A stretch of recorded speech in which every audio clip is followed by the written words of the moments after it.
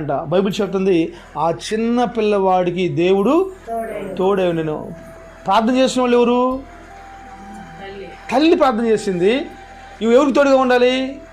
తల్లికి తోడుగా ఉండాలి. కానీ తల్లి చేసిన ప్రార్థన కుమారుడికి తోడుగా ఉంది. బిడ్డలారా, తల్లిదండ్రులు నేను చెప్తున్నాను, జాగ్రత్తగానండి, గుర్తుపెట్టుకోండి. హాగరు ఐగుప్తులో బానిస. అదే హాగరు అరబ్బీ కంట్రీస్కి మహాదేవతగా మార్చబడిపోయింది. Praise the lord. అరబ్బీ కంట్రీల్లో ఇష్మాయిల్ తల్లిగా ప్రఖ్యాతి కాంచింది హాగరు. దేవుడు తోడుగా ఉంటే వాళ్ళ కుటుంబాలు ఎంత ఉన్నతంగా మార్చబడతాయి. అబ్బా, అతడు చేసినదంతయు అతని చేతిలో సఫలము చేసిననియు అతని యజమానుడు చూసి, అబ్బా ఇంకేం కావాలండి? అనేక మంది మిమ్మల్ని చూసినప్పుడు యెహోవా తోడై ఉంటే ఒక వ్యక్తిలా ఉంటాడని చెప్పాలి. ఆమేన్.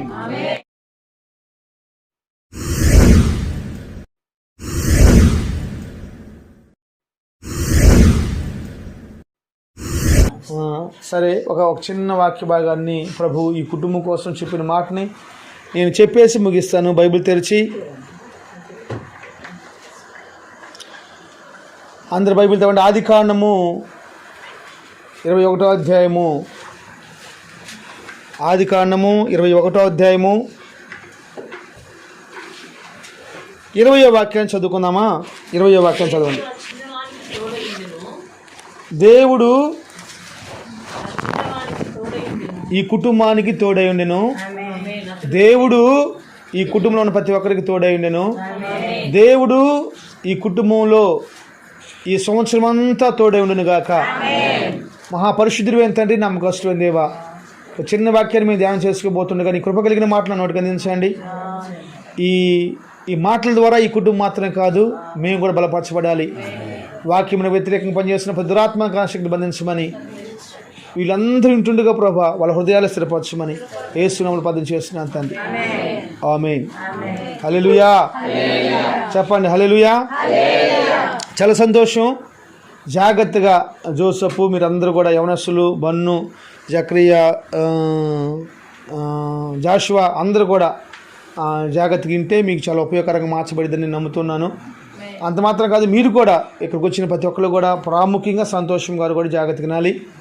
మరి ఈ గృహ కూడిక వాళ్ళ కోసం ఏర్పాటు చేయబడింది కాబట్టి నేను ప్రార్థన చేస్తున్నప్పుడు దేవుడు నాకు చెప్పిన మాట ఏంటంటే, తోడై ఉండాలని ప్రభు ఆశపడుతున్నాడంట. హల్లెలూయా. ఎవరు ఆశపడుతున్నాడు? నిజంగా ఒక మనిషికి ఒక మనిషి తోడుగా ఉంటారా? ఉండలేరు. హాస్పిటల్లో ఒక వ్యక్తి ఒక 10 రోజులు బాగలేదు అనుకోండి, హాస్పిటల్ కాడ ఒక వ్యక్తిని పెడితే నరకమే వాళ్ళకి, నరకమే ఇంకా అనమాట. ఎప్పుడెప్పుడు అక్కడ నరకం నుంచి బయటపడతామని చెప్పేసి అని ఎప్పుడు ఎదురు చూస్తూ ఉంటాం. హల్లెలూయా.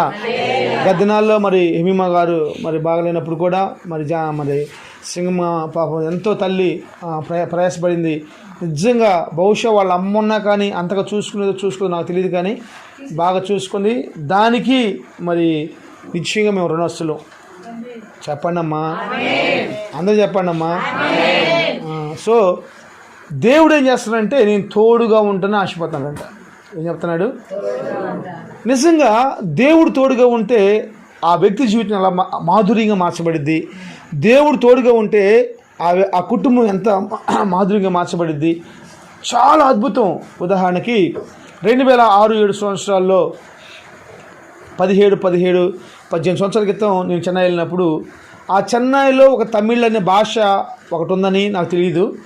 ఆ ప్రాంతానికి తీసుకెళ్ళి నిజంగా చెప్తున్నాను, దేవుడు గనక తోడుగా నాకు లేకపోతే అక్కడ పూచిక పుల్ల కూడా నేను కదిలించలేను. కానీ దేవుడు నాకు ఆ ప్రాంతంలో నాకంటూ ఒక బిరుదుని, నాకంటూ ఒక పేరుని ప్రభు అనుగ్రహించినాడు. హల్లెలూయా. నా దేవుడి స్థాయి అది. హల్లెలూయా. దేవుడు కనుక ఒక వ్యక్తికి తోడుగా ఉంటే ప్రాంతాలను పరిపాలన చేసేవాడిగా మార్చబడతాడు. ఒక వ్యక్తికి దేవుడు కనుక, ఒక కుటుంబానికి కనుక దేవుడు తోడుగా ఉంటే తన ఆయుష్కాలం ఎంతో దీవెనకరంగా మార్చబడిపోయింది. నా ఆశ ఈరోజు ఈ ప్రార్థన ఏర్పాటు చేసుకుని ఈ కుటుంబంలో మన నోట పలుకుతున్న ఆశీర్వాదకరపు మాటలు నా దేవుడు స్థిరపరచును గాక. మీరు డైరీలు రాసి పెట్టుకోండి. దేవుడు చెప్పమన్నాడుగా నేను చెప్తున్నాను. ఈ కుటుంబానికి దేవుడు తోడుగా ఉండని ఇష్టపడుతున్నాడు. మీరు ఎక్కడున్నా సరే, మీరు బాత్రూంలో ఉన్నా, మీరు మురికిలో ఉన్నా, మీరు నిద్రలో ఉన్నా, మీరు రోడ్లు మార్గాల్లో ఉన్నా, మీరు ఎక్కడ ఉన్నా, మీరు ఎక్కడికి వెళ్తున్నా, మీరు ఏది చేస్తున్నా సరే దేవుడు మీకు తోడుగా ఉండని ఆశపడుతున్నాడు. ఈ సంవత్సరం అంతా కూడా సంతోషంగా కుటుంబంతో, వారి బిడ్డలతోటి నా దేవుడు తోడుగా ఉండునుగాక, వారి చేతి పనులకు తోడుగా ఉండునుగాక, వారి ఆత్మీయ జీవితానికి తోడుగా ఉండునుగాక. హల్లెలూయా చెప్పాలి. ఏం చేయాలి జోసెఫ్? ఏం చేస్తాడు దేవుడు? జోసెఫ్ ఏం చేస్తాడు దేవుడు? తోడుగా ఉంటాడంట. నీకు తోడుగా ఉంటాడంట. మనుషులు కాదు, ముఖ్యమంత్రి కాదు, కౌన్సిలర్లు కాదు, బలవంతులు కాదు, ధనవంతులు కాదు. దేవుడు భూమికి ఆకాశంను సృష్టికర్త అయిన దేవుడు తోడుగా ఉంటాడంట. బైబిల్ చెప్తుంది, ఆ చిన్న పిల్లవాడికి దేవుడు తోడే. నేను ప్రార్థన చేసిన వాళ్ళు ఎవరు? తల్లి ప్రార్థన చేసింది. ఇవి ఎవరికి తోడుగా ఉండాలి? తల్లికి తోడుగా ఉండాలి. కానీ తల్లి చేసిన ప్రార్థన కుమారుడికి తోడుగా ఉంది. బిడ్డలారా, తల్లిదండ్రులు నేను చెప్తున్నాను, జాగ్రత్తగానండి. ఈ వాక్యం ధ్యానం చేసేటప్పుడు నేను నిమిమ కోసం కూడా నేను ఆలోచించాను. తను చేస్తున్న ప్రార్థన నిశ్చయంగా లిడియాకి మైకిల్ బాబుకి తోడుగా ఉంటే నేను నమ్ముతున్నాను. బైబిల్ చెబుతున్న మాట ఏం తెలుసా? హాగరు చేసిన ప్రార్థన గుర్తుపెట్టుకోండి. హాగరు ఐగుప్తులో బానిస. ఐగుప్తులో బానిస. అదే హాగరు అరబ్బీ కంట్రీస్కి మహాదేవతగా మార్చబడిపోయింది. Praise the lord. అరబ్బీ కంట్రీల్లో ఇష్మాయిల్ తల్లిగా ప్రఖ్యాతిగాంచింది హాగరు. దేవుడు తోడుగా ఉంటే వాళ్ళ కుటుంబాలు ఎంత ఉన్నతంగా మార్చబడతాయో. 21 వచ్చిన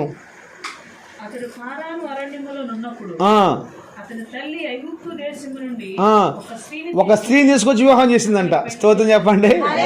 ఇప్పుడు చూడండి, దేవుడు తోడుగా ఉన్నాడు, బ్రతికించబడ్డారు. 19వ వచనంలో మనం చూసుకుంటే వాళ్ళు బ్రతికారు, నీళ్ళు తగ్గాడు, ఆ కుర్రాడు బ్రతికాడు ఇష్మాయిలు. దేవుడు తోడుగా ఉన్నాడు, దేవుడు చూశాడు. అందుకే తల్లి ఏం పేరు పెడుతుంది? చూచుచున్న దేవుడు అని చెప్పేసి అని ఆయనకి పేరు పెడుతుంది. చూసిన దేవుడు అని ఆయనకి పేరు పెడుతుంది. కాబట్టి వాళ్ళకి దేవుడు తోడైనాడు కాబట్టి వాళ్ళు మరణించకుండా బతికారు.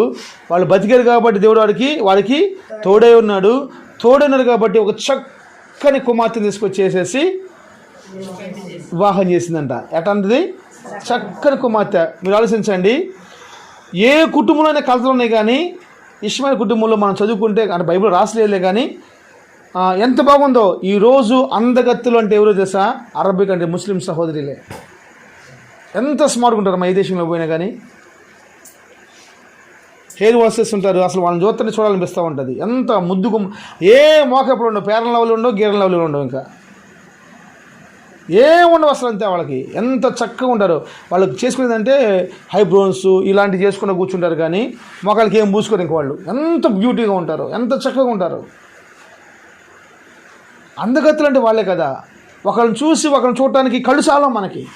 నాకు చెన్నైలో ఒక ఆంటీ ఉన్నారు, వాళ్ళ అబ్బాయి అక్కడ పనిచేస్తూ ఉన్నాడు దుబాయ్లో. ఆమె పోయొచ్చి నాకు చెప్పిన మాట అనమాట, వామ్మ అసలు ఏం పిల్లలు అసలు వాళ్ళు ఎంత అందంగా ఉన్నారని చెప్పేసి అని. నాకే చూడాలి బాబు, దేవుడు తోడుగా ఉన్నాడంట. నాకు విచిత్రం అనిపించిన మాట ఏం చెప్పమంటారా? దేవుడు ఎవరికి తోడుగా ఉన్నాడంట? ఇష్మాయిల్కి తోడుగా ఉన్నాడు, చిన్నవానికి తోడుగా ఉన్నాడు. కానీ వీళ్ళ తండ్రి ఎవరు? అబ్రహాంకు తోడుగా ఉంటాను ఎక్కడైనా రాస్తుందా? 22 వచ్చిన రాస్తుంది. ఎక్కడ ఉంది చూపు? 22 వచ్చిన చూడు, 22 వచ్చిన.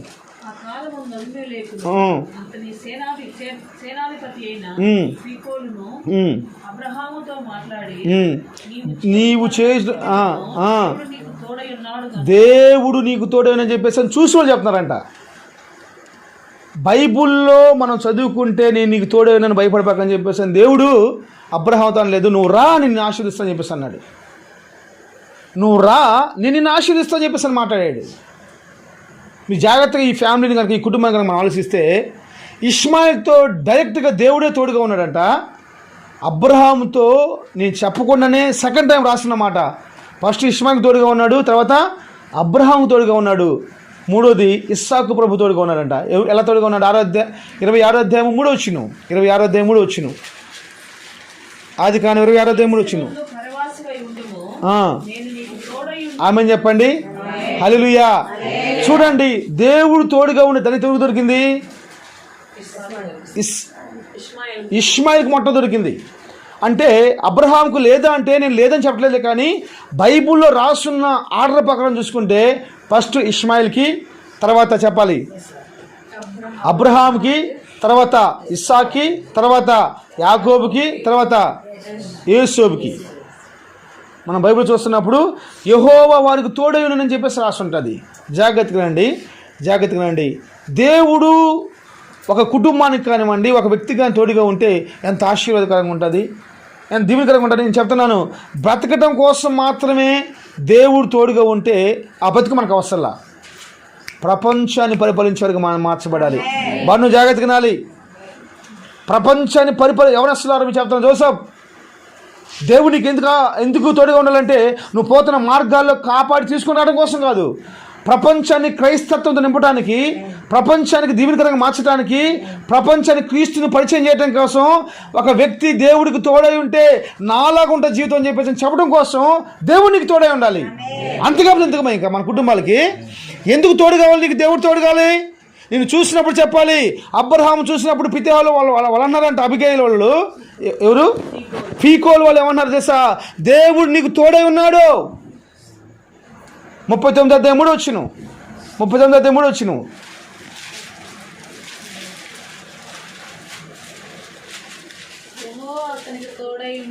అబ్బా, అతడు చేసినదంతయు అతని చేతిలో సఫలము చేసిననియు అతని యజమాను చూసి, అబ్బా ఇంకేం కావాలండి? తన కుటుంబం మొత్తాన్ని, పోతీఫర్ కుటుంబం మొత్తాన్ని యోసేపు చేతిలో పెట్టేసేసాడు. అర్థమవుతుందా? జోసెఫు, బన్ను, జాషువా, జక్కయ్య అర్థమవుతుందా? మీరు కలుగున్న దేవుడు ఎలాంటి దేవుడు అనుకుంటున్నారు?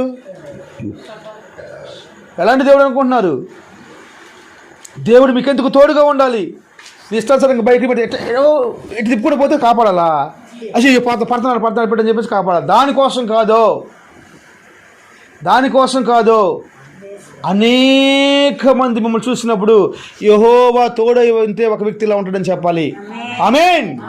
ఈ సంవత్సరం ఈ కుటుంబాన్ని ప్రభు అలాగూ చేయను గాక. ఈ వాక్యం వింటున్న మిమ్మల్ని ప్రభు అలాగూ చేయను గాక.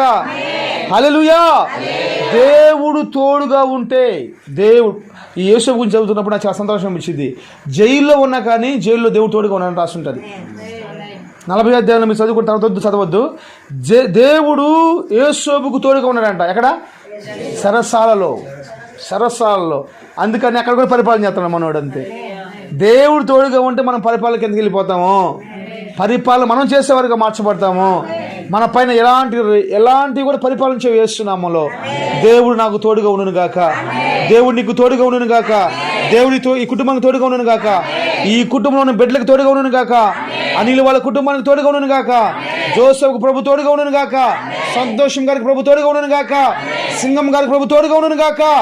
అన్ని విషయంలో ప్రభు సహాయం చేయను గాక. ఆమేన్. హల్లెలూయా. ఇప్పుడు నేను చెప్పే విషయం ఏం చెప్పండి. ఇప్పుడు నేను చెప్పే విషయం ఏం తెలుసా? దేవుడు తోడుగా ఉండాలంటే ఏం చేయాలి? ఇప్పుడు స్టార్ట్ అయ్యేది వ్యవహారం. దేవుడు బాగానే ఉంటారు. అసలు ఇప్పుడు దాకా మీరు విన్నారబ్బో దేశానికంట బాగుంది. ఇప్పుడు దేవుడు తోడుగా ఉండాలంటే మీరేం చేయాలి బాబు? దేవుడు తోడుగా ఉంటే ఏం చేయాలి? ప్రార్థనకు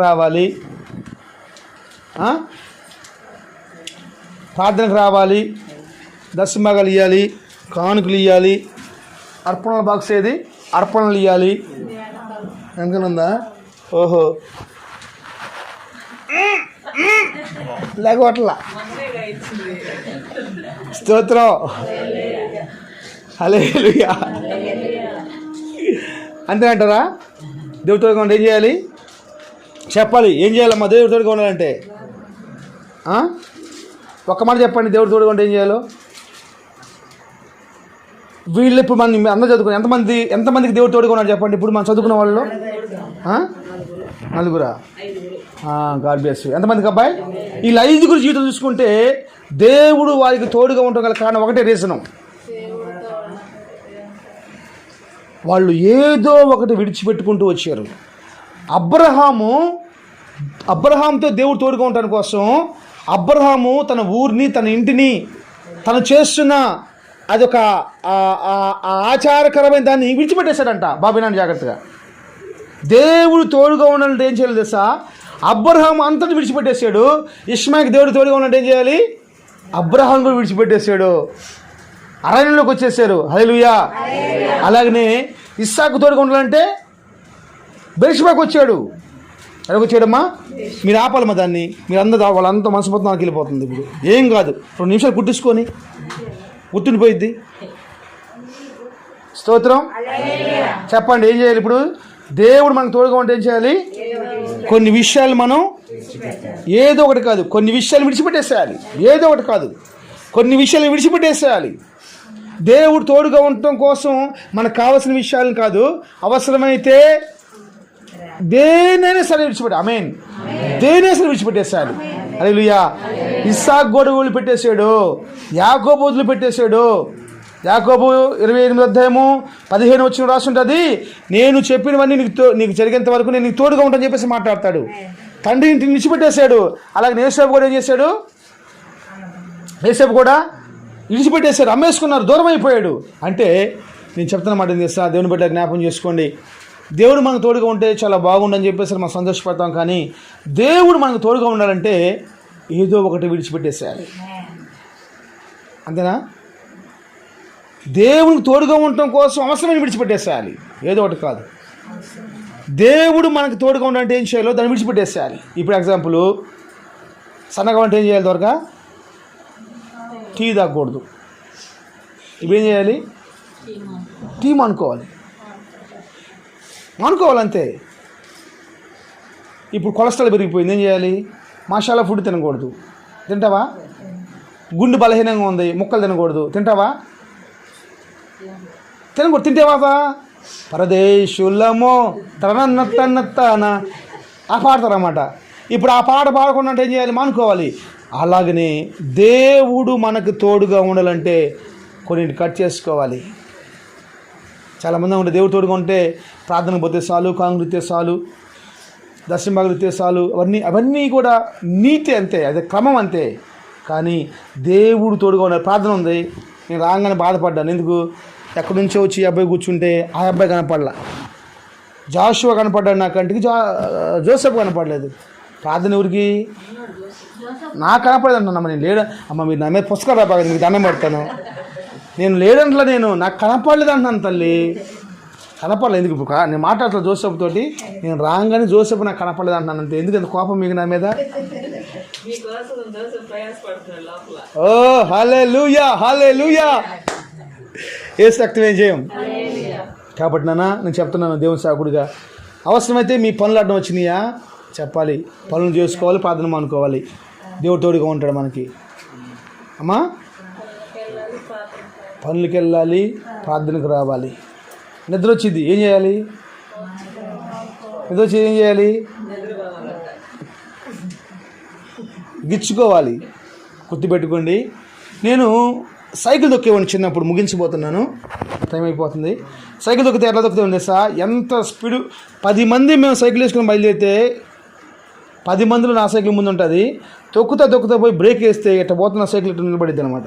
అంత స్పీడ్ దొక్కేవాడిని, బయలుదేస్తూ నా సైకిల్ అంటే. సైకిల్ బాగా ఇష్టం నాకు. అయితే సైకిల్ మీద ఎక్కువ నాకు దెబ్బలు తగిలినాయి. సైకిల్ మీద ఎక్కువ దెబ్బలు తగిలినాయి, భయంకరమైన దెబ్బలు తగిలినాయి. అందుకని మైకిల్ ఇడే విషయంలో, సైకిల్ విషయంలో వాళ్ళు కొంచెం దూరంగా పెట్టాను. నా కొడుకు కారు ఎత్తా, నా కొడుకు బండి ఎత్తాను, కానీ సైకిల్ ఇయ్యను. ఇడే బండి ఎత్తాను, సైకిల్ తొక్కుతాను నాకు భయం. ఎందుకంటే నేను బాగా, నాకు ఇష్టం సైకిల్ బాగా దొక్కాను. నాకు చాలా దెబ్బలు, నా కనపడిన దెబ్బలు, భయంకరమైన దెబ్బలు నాకు సైకిల్ మీద తగిలి అన్నమాట. నేను బైక్ స్టార్ట్ చేసింది కానివ్వండి, కారు స్టార్ట్ చేసిన కానివ్వండి, ప్రభు ఎంతగానో నాకు తోడుగా ఉన్నాడు.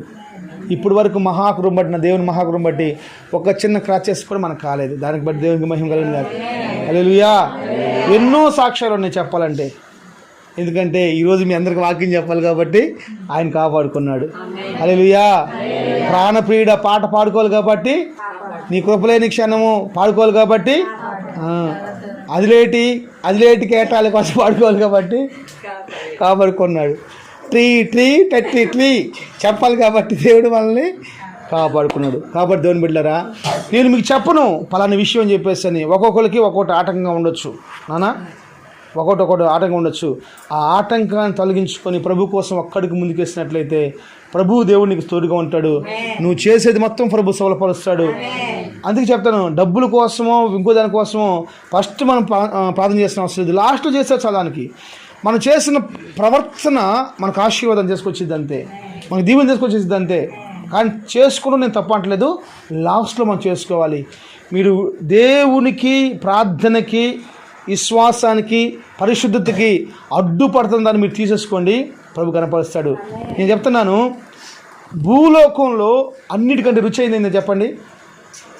2 ఉంటాయి రుచివైనవి, మంచి రుచిగా ఉంటాయి, చాలా బాగుంటాయి. చెప్పండి ఏంటో? 1 జగతినాల్ బాబు, 1 అబద్ధం.